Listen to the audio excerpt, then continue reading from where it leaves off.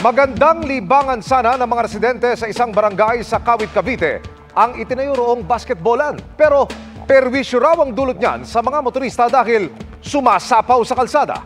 Isinangguni yan sa inyong Kapuso Action Man.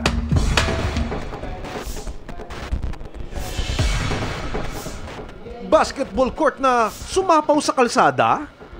Ganyan ang sitwasyon sa daang Bacal Street sa barangay Gahak, Kawit, Cavite, kaya ang ilang motorista umaalma na. Hindi ka po makakadaan talaga pag may liga dito. Nagta-traffic po siya pag nagliliga. Kasi po minsan nakakaabala rin po sa mga motorista dahil sinasarado po yung kalsada. Pag may nagbabasketball po, pinapatigil lang po muna lane na daan.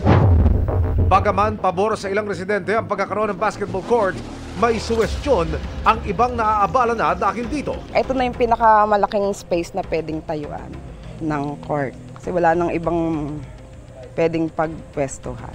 Every time naman na mag-time out, pinapadaan naman yung mga sasakyan. Sa abala, konting minuto lang po ang abala nila. Pag may laro naman po, meron naman po nag-a-assist yung mga barangay po. Mas okay po na ilipat siya sa hindi karsada para walang naabala. Kung ililipat po, mas maganda naman po ito. Para rin po sa safety ng mga naglalaro ng basketball po.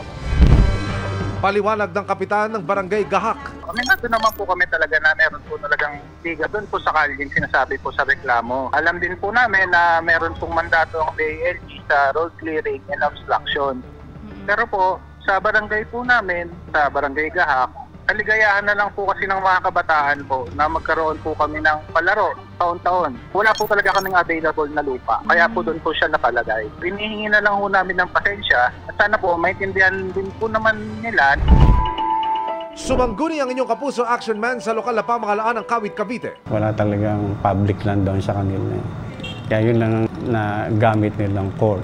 Humihingi ko kami ng dispensya doon sa mga gumagamit yung kalye. Ang priority doon, yung mga motorista. Basta merong motorista at kailangan dumaan, ini-stop na yung laro doon.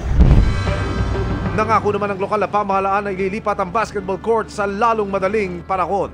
Maghahanap kami ng lugar na mapagtatayuan ng magandang court para sa kanila. Makikipag-usap kami ni Kapitan kay Mayor at makipag-coordinate kami sa pamunuan ng Tirona High School para mapagbigyan yung mga taga Barangay Gahak. Aasahan namin ang pangakong yan ng lokal na pamahalaan ng Kawit, Cavite. Para sa inyong mga sumbong, ipadala nyo lamang sa Kapuso Action Man Facebook page. Dahil sa naman reklamo pang abuso, katiwalian, tiyak may katapat na aksyon sa inyong Kapuso Action Man.